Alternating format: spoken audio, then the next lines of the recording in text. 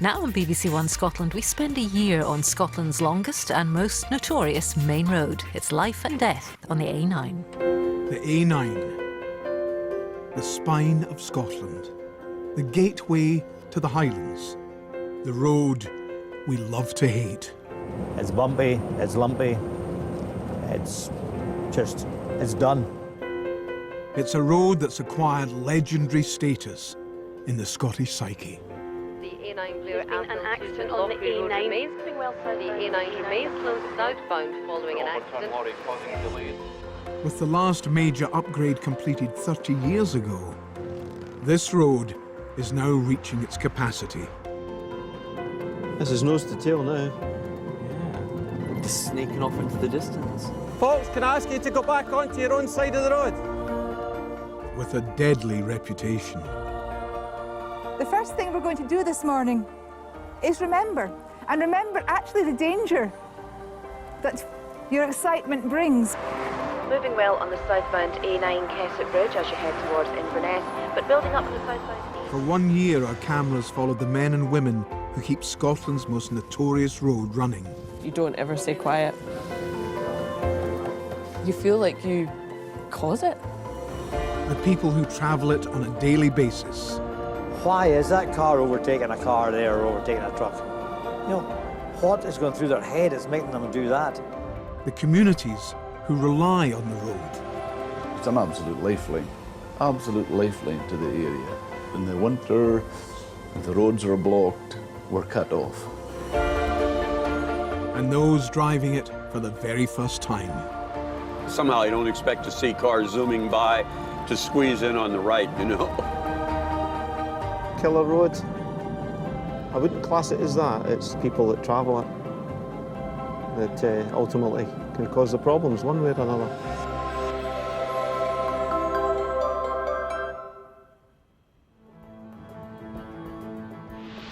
At 273 miles, the A9 is Scotland's longest road, stretching from Scrabster Harbour in the north to the Forth Valley in the south. It's Scotland's most iconic road, running like a spine down the centre of the country. And following an extensive upgrade in the 1970s, I think that this road could be quite unique in Scotland. the A9 emerged as a crucial artery carrying increasing numbers of goods and people to and from the Highlands. Today, 36,000 vehicles travel the road daily. Cars carrying commuters. Motorbikes and caravans carrying day trippers and tourists. And HGVs transporting goods worth just over £1 billion to the Scottish economy. In Scrabster Harbour, at the road's most northerly point, haulage company D. Stephen & Son has a fleet of 35 HGVs.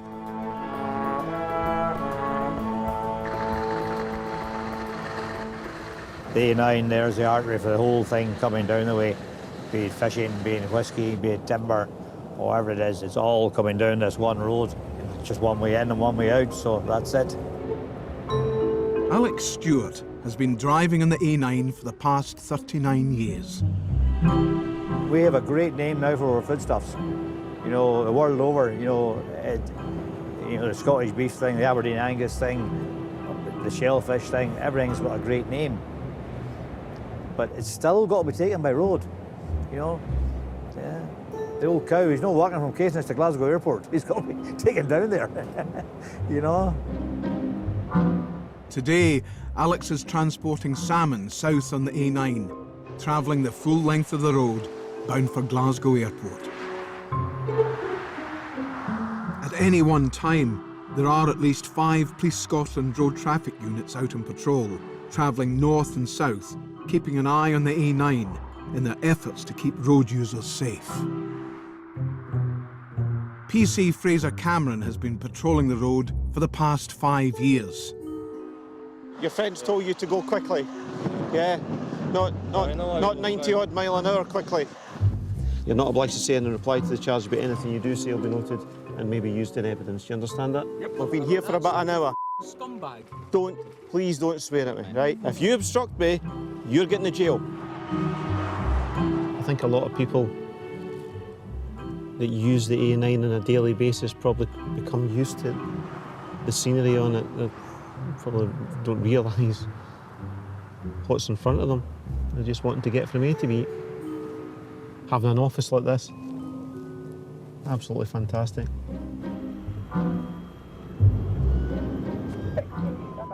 Today, Fraser and his colleague PC Morgan MacDonald are patrolling the dual carriageway section of the road south of Perth.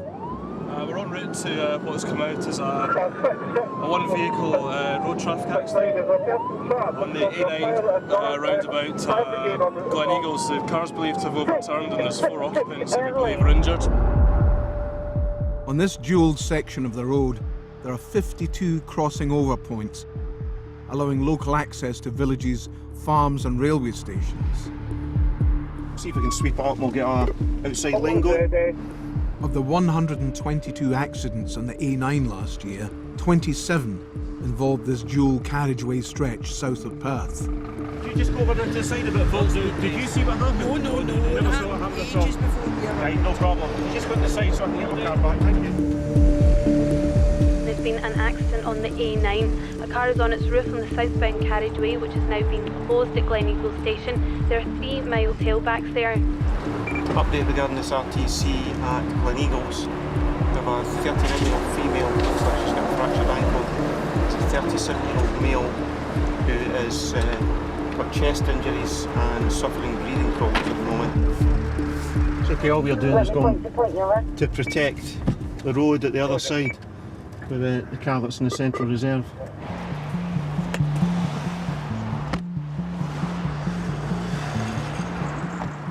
Well, that's... The damage is square on the back. Yeah.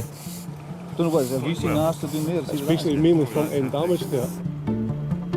The A9's reputation as Scotland's most dangerous road is linked to a number of factors. Confusing road layout, long stretches of single carriageway, and motorists stuck behind high volumes of slower-moving heavy goods vehicles can lead to driver frustration and dangerous overtakes. In his 39 years of driving, truck driver Alex has seen his fair share of accidents. For some reason, the accidents seem to tend to be down towards Glen Eagles and Blackford and places like that, which you would think was perfectly safe roads, but there does seem to be issues. But the issues often relate to these junctions that cross over. At the end of the day, you could pinpoint one thing about it and say that's what happened there, but you know, it's just a combination of traffic, people, things, situation, everything. You know, there's very, very few months that someone doesn't lose their life on this road. Yeah. This time, luckily, the collision has not resulted in any loss of life. But with 7 fatalities in the last year, it's an all too common occurrence for Morgan and Fraser. Unfortunately, I've attended a number of fatalities on the A9 now, and it's I'd rather we got by without having to attend these things, but unfortunately they do happen. The only thing that really goes through my head is that I hope it's not a fatality. I always just hope that it's just no more than a 10 a penny bump. In the summer, 40% more traffic travels up and down the A9 every day. One of the events that puts pressure on the road during this busy time is RockNess, an annual music festival held at doors on the banks of RockNess. The good weather is bringing bumper crowds, and with 35,000 people expected to attend, this is one of the busiest weekends of the year for the A9. Yeah, good morning. Problems southbound if you're heading from Stirling towards the M73. An earlier overturned lorry causing delays between junctions. At the Traffic Scotland National Control Centre, shift leader Nick and his team are using over 400 CCTV cameras to monitor Scotland's trunk roads. The Kissingbury is currently showing 15 minutes delay southbound, so we're just updating the signs to reflect that. And with double the usual volume of traffic expected to use the A9 this weekend, everyone is on high alert. As it gets near to the peak, we'll get the normal traffic going home from work, which will obviously include people that are going to RockNess as well. So we may get some pretty long delays later on. Kincardine and Clackmannanshire bridges are congestion-free. Likewise in Falkirk. Over 30,000 people are expected at RockNess, so obviously they won't all travel today. But yeah, the majority of congestion we would expect from past years to be this afternoon. Hello, 520 Sierra. We've not had any issues this morning, but again, that makes me nervous to say that.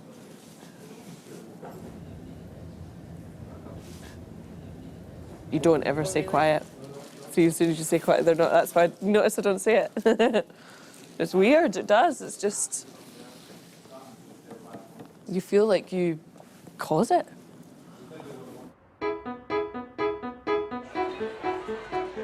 At Buchanan Bus Station in Glasgow, hundreds of festival goers are preparing for their journey north.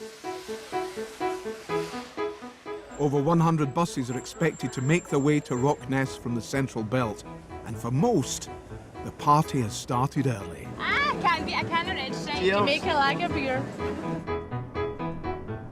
Here's another big thing on the A9 now is the buses. And they're under the same constraints as us. They're allowed a wee bit more speed, the bus drivers.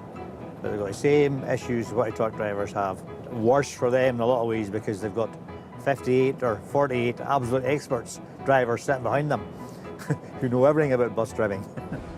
On the baby, on the A9. A9, baby. What more could you want? Next on the Levi's. Father and son Colin and Andrew are also travelling north on the A9. Yeah, look, there's a first speed coming up.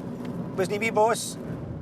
Seasoned festival goer Colin has taken his trusty camper van Una to RockNess for the past 5 years. 69 miles an hour. Well done, Una. Woohoo! A veteran of the A9, Colin is keen to educate Andrew in the ways of the road. Road's got a bad reputation.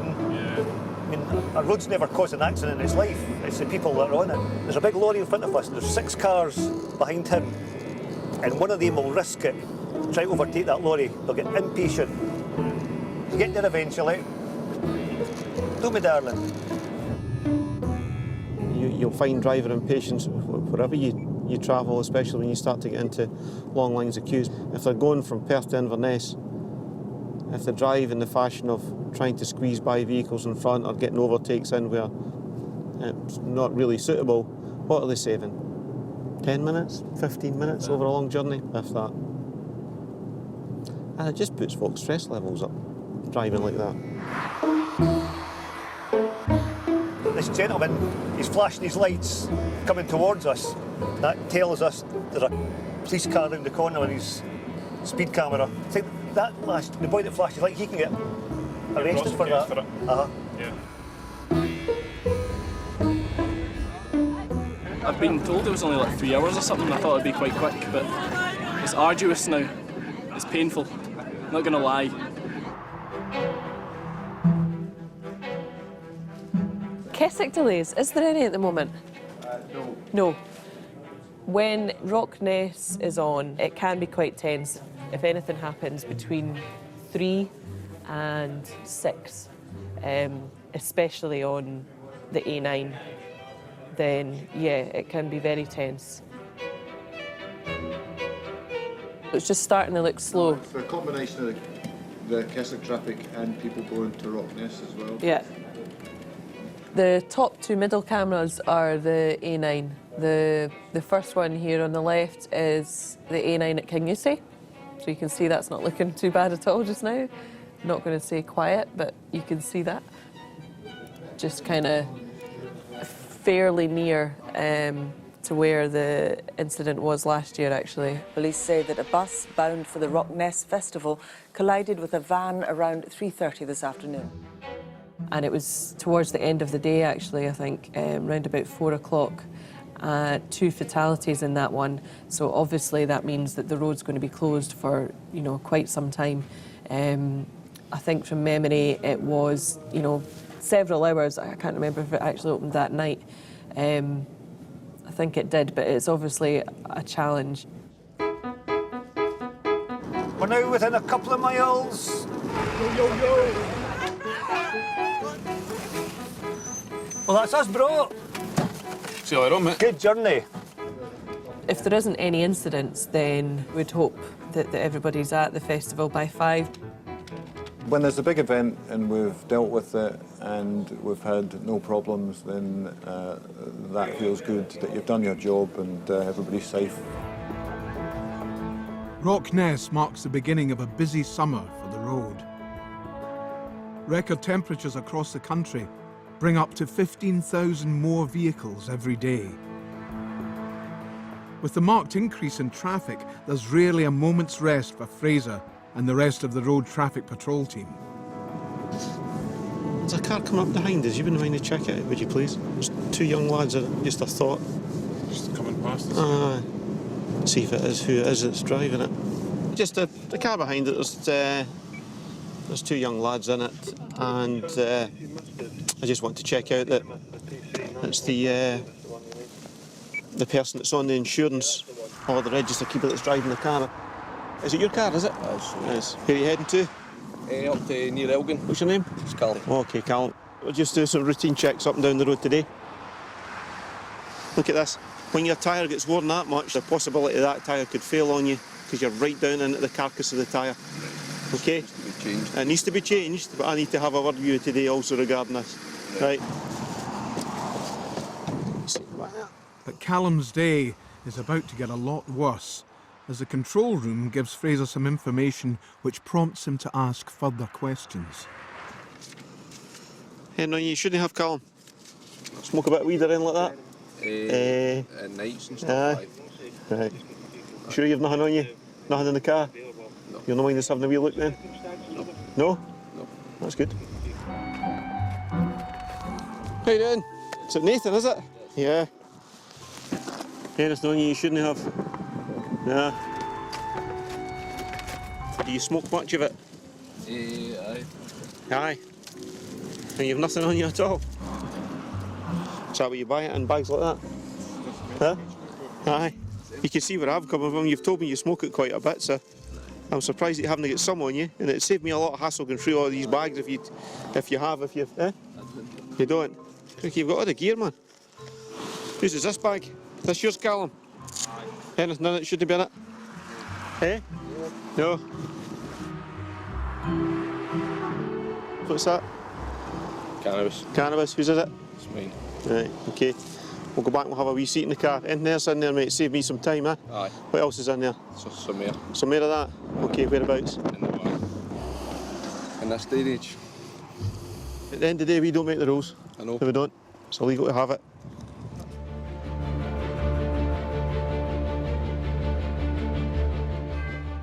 With an average journey time of just over 3 hours from Inverness to the Central Belt, the A9 provides the quickest and most direct route to and from the Highlands for all sorts of traffic.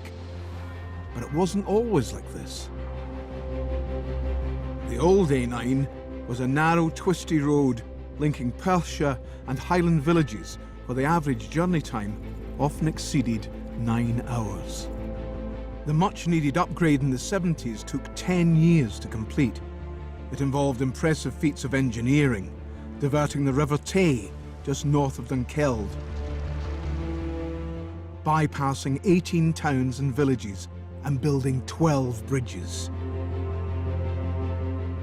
The improvements brought a quicker road, which opened up the Highlands for tourists from the UK and beyond. 30 years on, the tourist industry in the Highlands is worth £548 million, and the road is reaching its capacity once again. This is nose to tail now. Just sneaking off into the distance. A lot of these people here will be going home, or it'll be visitors, tourists to the area that have packed up and they're moving on somewhere else. So it's not unexpected that this is what you see, and you can end up with maybe a couple of miles or more of just traffic just trundling along like this.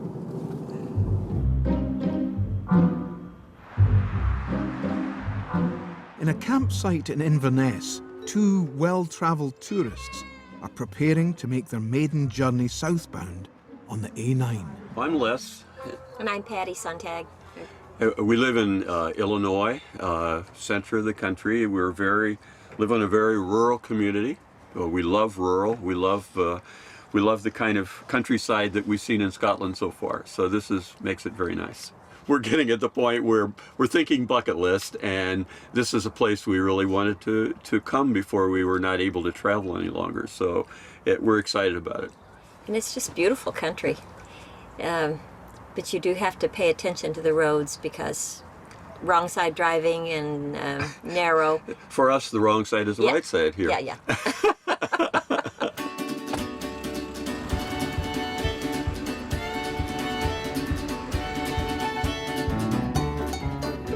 I still don't know what that sign means. Well, I think it means what we thought it meant originally. It's a speed camera, honey, rather than here's a nice view kind of camera. Yeah. When there's tourists here in the summertime, they're absolutely memorized by us, the countryside. Oh, isn't that impressive? Yeah. Look at that valley. Well, look at that view there, look at that hills, and they'll tend to slow down, speed up, slow down, or speed up, maybe take a wee wander. How fast are you driving? Well, faster than I realized. Too fast. You've got to watch them. You've really got to watch them. That's the second time I've seen someone with a, see? What is Arnold Clark on the back? I have no idea. Who is Arnold Clark? I have no idea. Politician running for office, I suppose. One business that's benefited from the increase in tourist traffic is the House of Brewer. Robert Day is the general manager. Morning. He does a walk round every morning. She went upstairs with a shop. I'm walking around really just checking the shop floor, making sure that everything looks in place. Hopefully I get a good impression, and that will be what I want the customers to get. The business was founded 20 years ago by owners Mark and Linda Buckbeck. And everybody scatters. The 11-acre site has now grown to house a 10,000 square foot country living hall and the largest cashmere department in Britain. This is the main hall, and everything from sort of evening items to jeans, blouses, and I guess sort of fashion wear as opposed to country wear. An estimated 1.2 million visitors stop by the House of Brewer every year. We will, we'll polish the brass every day, much like a top hotel would do. The food hall, which is very much the backbone of the business, it's the one thing that people will always remember coming in here or having a lovely steak pie. People don't have to come in and use the restaurant. We're quite happy with that. It's about coming out and relaxing. We're very humbled by the fact that people will travel for a long distance to come and visit us.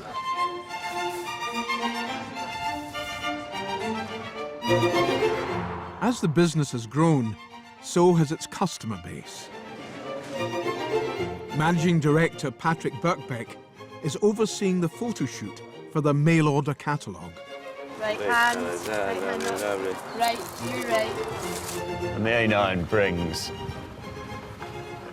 countless numbers of sportsmen, fishermen and shooting parties and stalking parties. Without the A9, we wouldn't have any customers.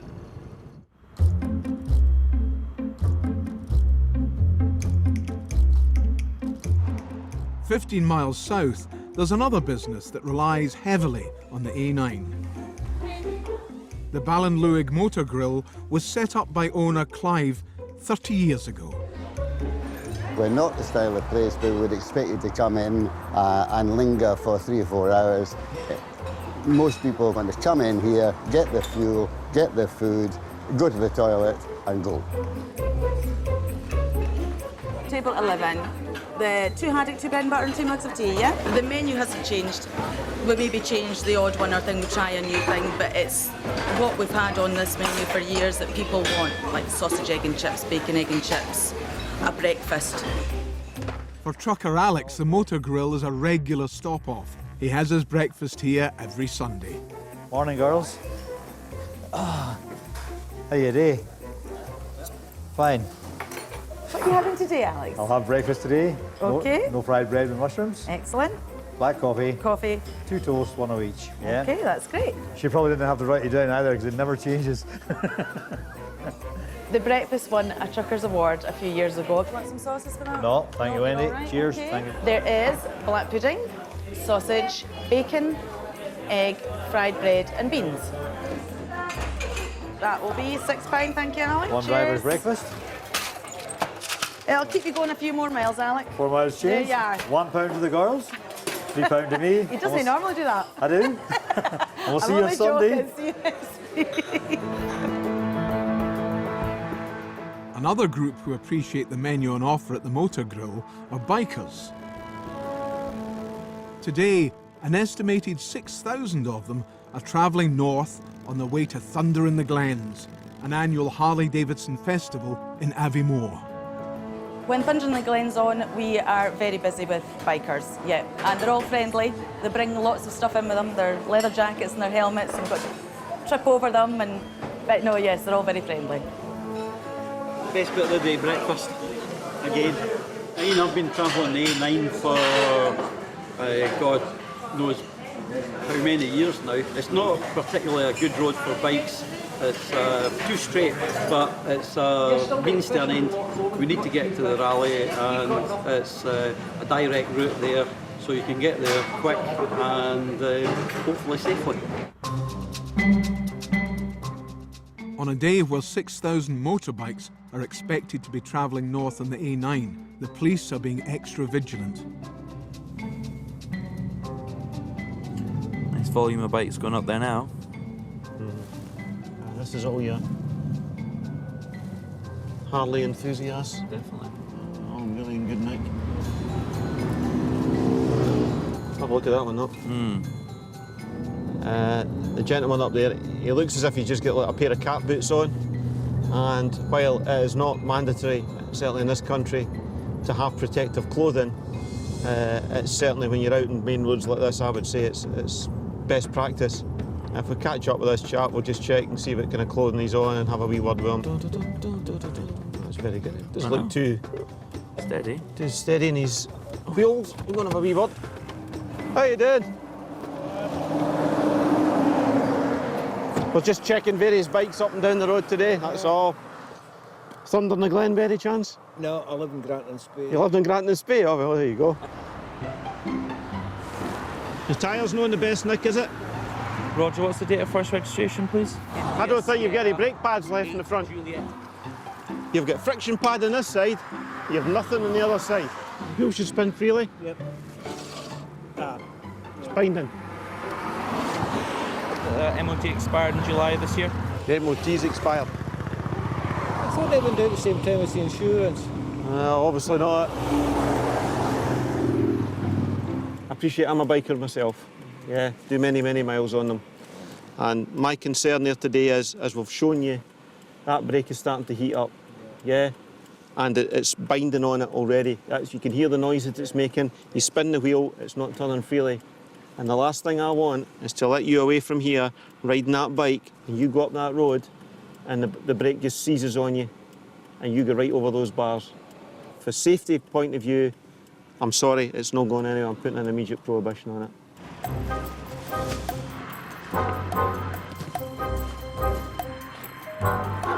What have you been carrying? Yep. Good man. Ian, have you got enough stuff, mate? Well, it's not like camping because you've got to have your working gear and you're going to get soaked, so you need changes of clothes, you know.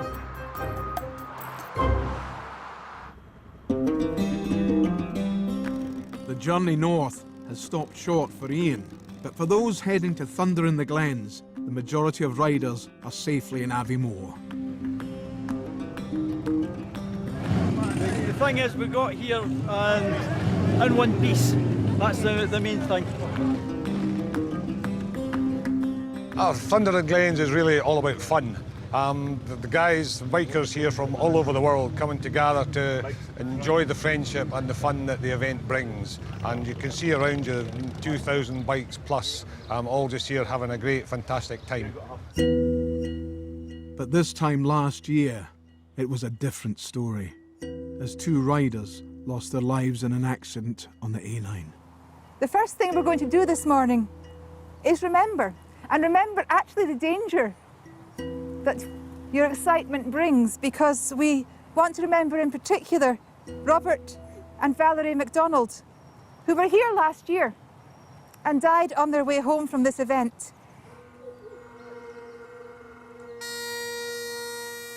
And every one of us, when we take to the road, whether it's by car or push bike or motorbike, we know we take a risk. And we judge the risk worth taking, or we would stay at home and do nothing all our lives. Yeah, we all love riding bikes. It's our passion, it's what we do. And we're aware of the dangers, but it's when we lose someone, it still impacts on us. And whether or not we know them personally, we take it personally.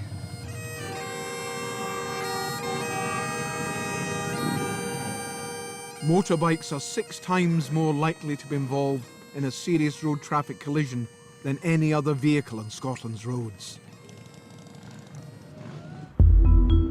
And just 2 days after Thunder in the Glens, the road traffic patrol team is called to another accident. So that's a 2-vehicle injury RTA by the looks of it. 2 people on a motorcycle. Apparently at the moment they're lying on the road, unconscious, unresponsive, but they are breathing.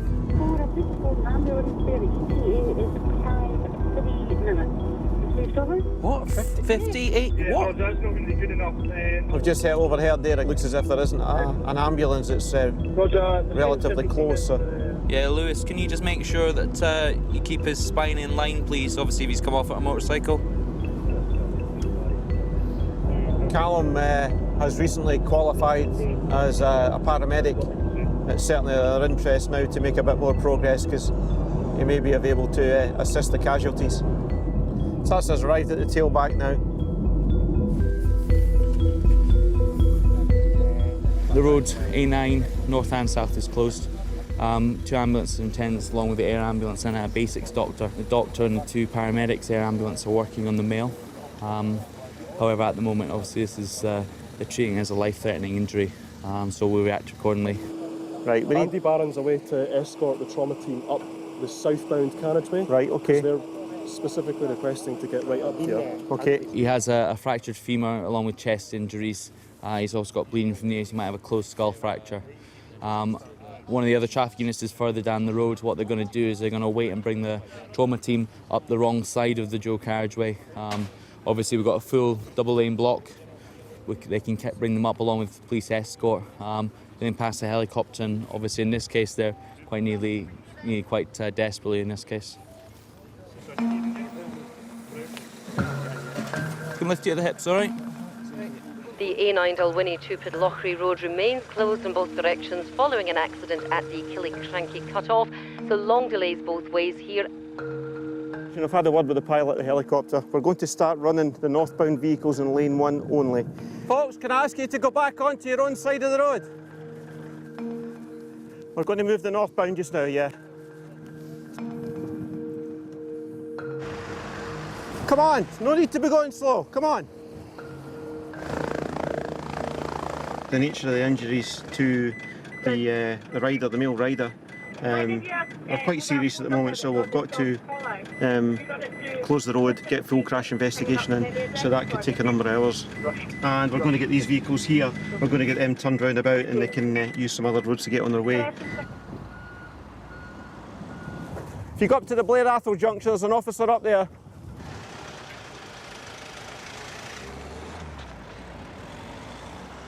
I run down and go along the line of traffic here and see if there's any folk in the cars that want to turn round about.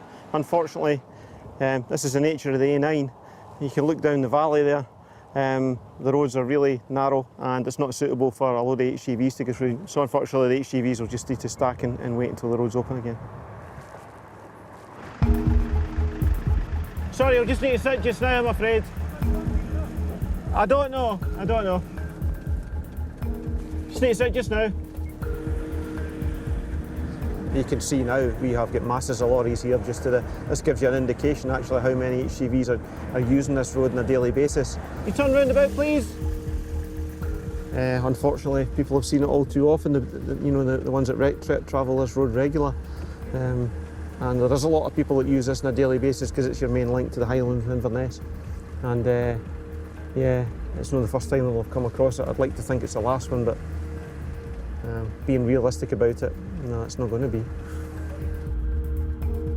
Last year, there were 54 road closures on the A9 involving road traffic collisions or extreme weather conditions, resulting in lengthy delays for drivers. It's the last fatality a few weeks ago. I was caught up in it. Police were super at night. They came down, they told us what was happening. But people were that frustrated that night. You don't believe this. This is like 3 people with cars took a section of barrier out, drove through to get back southbound. That's how, frustrated people become, and a human being, it just starts doing silly things. Yeah. The A9 Blair Athol Tupid Lochry Road remains closed southbound following an accident, and police are asking drivers to avoid this route. For Fraser, the accident brings back memories of his own collision 3 years ago. I've already found myself in the intensive care unit. I was only a quarter mile from the house. The bike hadn't even warmed up. Beautiful May morning, not a cloud in the sky. And just going along the road, next thing, it was like the vegetation we've got here at the side. Thick bushes and trees, and Bambi decides to come out right in front of my bike. And I had absolutely no chance, never even got a chance to put the brake on. I went over the bars, down the road, and ended up with a broken shoulder,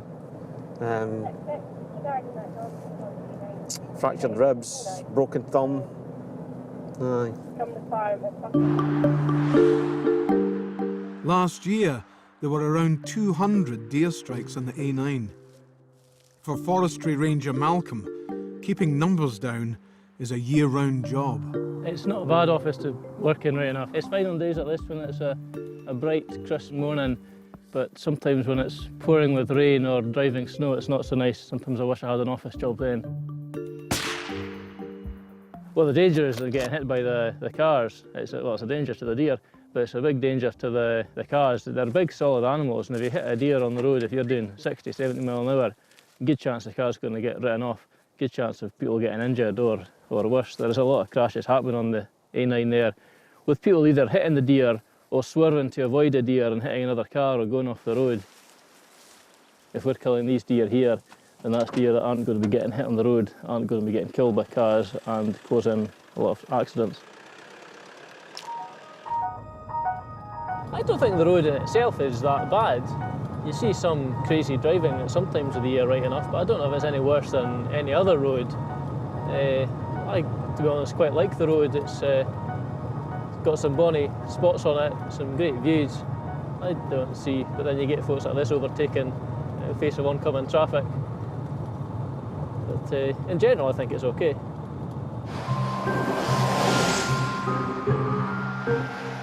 Nature takes its toll on the road in other ways too. The A9 travels through hundreds of miles of varied and challenging terrain. With 2 of the highest road summits in the country, at Dramochta and Slocht, the winter can bring freezing conditions and driving snow. The situation just now is that there was an articulated lorry which is jackknifed a few hours ago. So the road's been shut near to Dalwhinnie to try and get the vehicle recovered. but also we've now got the problem of the drifting snow. The winds are still as strong as ever, and as the darkness comes down, it's not going to help the visibility anyway. So we've got snow gates shut at Blair Athol, and there's another set of gates shut at Trinifer. The potential is that the A9 will be closed right through the night. For the police and snowplough teams, it's a constant battle to keep the road open. We've got cars there with families in it, young children, and the last thing we want is for them to be sitting here, potentially, right through the night. That's not a good situation. With 75% of drivers underprepared for winter driving, any sudden change in conditions can prove catastrophic. You'll be coming up here maybe 10, 11 o'clock at night, and here's someone in a car, you know, fair looking apart. There's no winter jacket with them, they've no flask, they've no travel rug, you know. There's no pre-planning for the scenario here. You would hate to think what it would be sitting up there at minus 10 or 12 below, you know, in a wee tin box, and it's no heating or nothing happening. Even in the adverse weather conditions, impatient driver behaviour is still in evidence. Snowplough driver Billy patrols the highest summit on the road. You can guarantee that in your single run you'll probably have 4 or 5 near misses that you'll see folk just getting in and no more. But we'll never be able to educate them and tell them just to wait until there's a space to overtake. He's seen round a shorter bend than he did when he had the long straight behind him there, and then, as I say, they eventually decide to just go for it, hope for the best. I think I'd be in as much a rush that I couldn't wait for a safe overtaking place. But unfortunately, most of them are always in a big rush. I think I've just got the thumbs up that they've got a diversion in place, so we're just about to open the gates. I've just been speaking with my colleagues from Northern there. They've managed to put a bypass in at Dalwhinnie. So in effect what's going to happen is they're going to move some of the traffic onto what we call the old A9 road, and they've put a diversion in for northbound traffic onto the Lagan road. The traffic car we've got here for Northern, they're going to put on what we call a rolling roadblock. So they're going to chaperone the traffic north, just so that everybody's not going hell for leather up the road. It wasn't too bad in the end. Thankfully there's not a lot of folk, tourists on the road.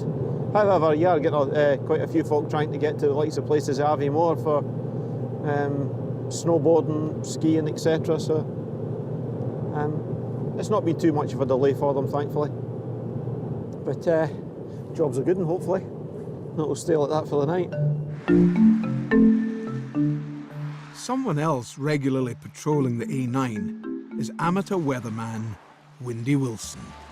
This is the bit of the A9 that I like to patrol, so to speak, from the Broxden roundabout in Perth through to the Keir roundabout in Dunblane.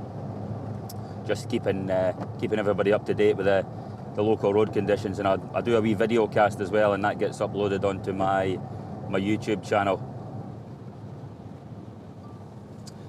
Oh yeah, here, sir. It's Windy Wilson here. It's Wednesday afternoon, 13th of February 2013. Still a lot of cars driving about without their lights on. Windy says, wipers on, lights on. The reason I started the Facebook page for the weather was mainly because I'm a keen golfer. During the summer I'm normally out in the golf course 3 or 4 times a week. You need to know when the rain's coming in and when it's due to pass. So just from there I took a keen interest in the weather, and I started doing local forecasts and that just for the surrounding areas and the villages. To put a forecast together, you know, what I've got here compared to the Met Office. The Met Office has got the £30 million supercomputer. This is a pressure chart I was working on for this weekend, because we've got a Scandinavian block in high.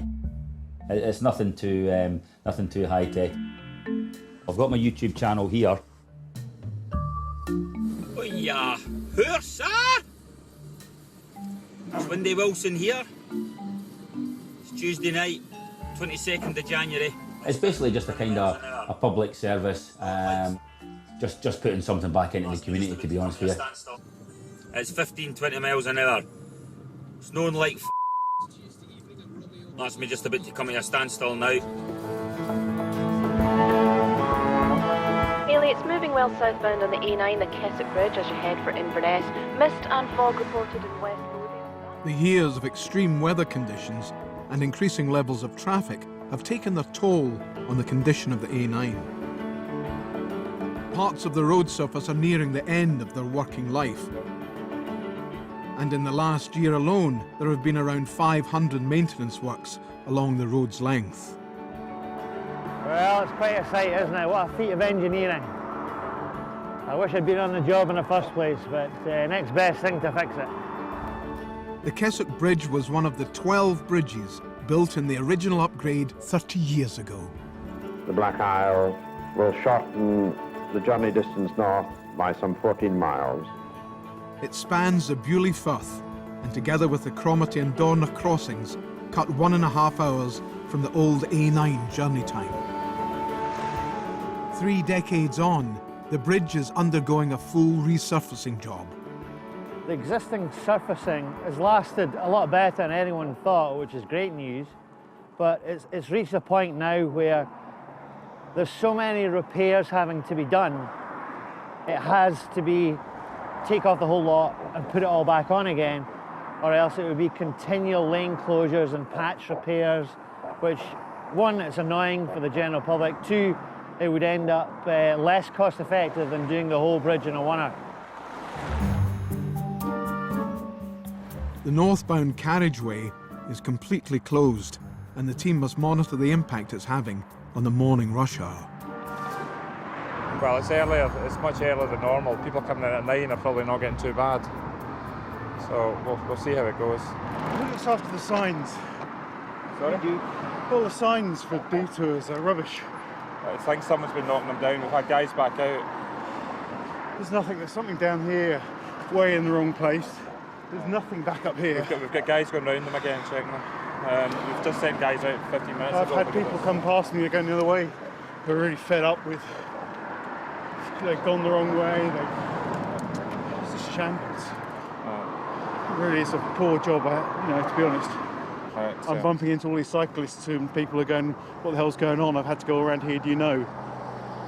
So, honestly, I'm going to lose the goodwill of people. Well, we're getting signs sorted. Cool, all right, I'll look out for it. It's quite a political body, the cyclists in the area. So we're trying to encourage cyclists as much as we can, but I say there's an awful lot of effort put into trying to keep them happy, and we can't keep them happy with this. We've got to send them further to keep them safe. And say the further trip's not always acceptable, but I say safety's got to be paramount. So. Not everyone's having a bad day. For engineer Keith, the bridge works are an opportunity to appreciate Scotland's impressive engineering history.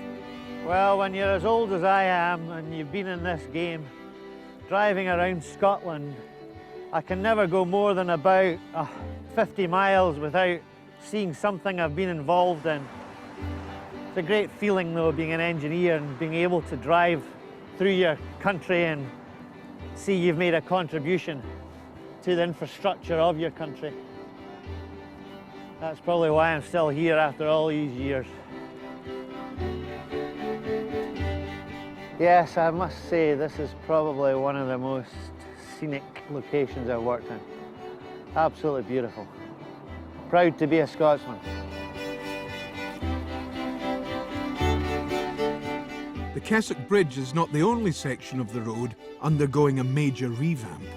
One of the main problems on the A9 are the long stretches of single carriageway and a lack of safe overtaking opportunities. Plans are underway to dual an 80-mile section from Perth to Inverness. At a cost of £3 billion, it's the biggest transport project in Scotland's history and is due to complete in 2025. Joe Blewett is the project manager. So what you're looking at here is the first section of the A9. So this is Perth here, the existing road is here, and what these plans are starting to pick up are settlements, rivers. As we move further through, you'll start to pick up some of the environmental constraints in the corridor as well, and it just gives us a picture of the jigsaw that we have to sort of fit together to get the dualling into the corridor. I really think the A9's at a stage now where it's got to be dual carriageway. This road is really, really busy. It's taken a horrendous amount of money into Aviemore and Glenshee and everything. People have paid their road fund licence, they're surely entitled to a safe, decent road. And it's none of the two just now. It's bumpy, it's lumpy, it's done. Are we getting into very close working with the railway? Yes, it does get much closer to the railway as we move further south. I can understand that the public wanting us to go faster. There's a huge desire for this road to be brought up to a suitable, a modern and a safe standard. At the local level, people do understand the challenges there. I think some of those challenges will come out more publicly, and people will start to understand just how challenging and difficult this is. There are parts of the A9 that have remained largely unchanged over the years and are unlikely to change anytime soon. The single carriageway road north of Inverness is the main route south for a population of just over 90,000. And the road reaches Land's End, just outside restaurant owner Jim Cowie's front door. Well, we feel quite annoyed in the north here at times when we hear all the talk of dualling the A9 as if it starts in Perth and finishes in Inverness. But it just doesn't happen that way. It's so important to Caithness, and it's still the A9, north of Inverness, it's still the A9. The way I see it, everybody coming from the ferry going south, right outside our door here is the start. People come in from the south to go to Orkney or beyond or the area. It's the end. One of the most asked questions we get here in the restaurant is, how do you survive so remote? No, this is not remote. If you want the best seafood in the world, this is the centre, absolute centre. If you were to cut me in half, it would be like Edinburgh Rock. And you would, whatever part you cut, it would be scraps there. Jim is a regular commuter on the A9, travelling it every day to get to the fish market. Right, there's me leaving the captain's galley on my way to the fish market on the A9. The answer to the question, how long does it take me to the fish market? It can take me 5 minutes, but it's taken me an hour. Because it all depends who's there to speak to in the way. Here's us at the market, fish market now. You can see it. It's not a bad walk, is it? How would you like to have to make this walk every day? While the road north of Inverness is likely to remain largely untouched, further south there's another significant change on the way. Average speed cameras are being introduced on the stretch between Dunblane and Inverness. HGV in front of us, it looks as if it's travelling a good bit in excess of the maximum 40 mile an hour speed restriction that's allowed on this road. These vehicles, the biggest majority of them are governed to 56 miles per hour. So in effect, when the driver's got his foot flat down in the accelerator, that's the maximum speed it should do. 95% of HGV drivers are travelling the A9 at speeds above their 40 mile an hour national speed limit, often encouraged to go faster by the long lines of traffic building up behind them. If it initially stops you for your speed, you're clearly aware of the speed limit because you slowed to 40 for the speed camera. And after the speed camera, you sped up again. You got an idea why I've stopped you? No. Speed, I'm afraid. Over a distance of roughly about half a mile, we've measured your average speed, and I think you were showing 56.2 or something, okay? Which is, unfortunately, you're not allowed to do on a 40 limit, okay? It's too fast. And it's calculated an average speed of 58.44 miles per hour. Yeah, and you've done that over a distance of 0.494, nearly half a mile. Too fast, eh? We've had a lot of serious and fatal accidents with heavy goods, and until the statistics come down or the law changes, I know it's a hot potato at the moment. I shouldn't be doing it. But I know, this is it. Every truck driver will tell you the average speed cameras are going to make this worse. So you've got one body of people saying one thing and the powers that be saying the other thing. So they spend 2.5 million, whatever they do, putting average speed cameras from Perth to Inverness. Why not spend 2.5 million on improving parts of the road? You know, I don't know where the logic of that comes. In Kincraig near Aviemore, the first phase of the dualling plans are being shown to the local community. But you see, they're evidently taking over. This is where the football and the shinty field is. It's vital for us that we come into the communities and talk to people to get a local perspective on our ideas. There is a lot of support widely for dualling, but sometimes there are local impacts that need to be discussed and talked about and shared with people. With the new arrangement, my quality of life will diminish because the extra noise of lorries going at higher speeds than they do now will mean I can't use my back garden. The problem is you make a bigger road and initially you get that filled up with more traffic, so you can very soon be back in the position you were in before. When it's all dual, and I hope we live to see it. And we may not be here anymore, so.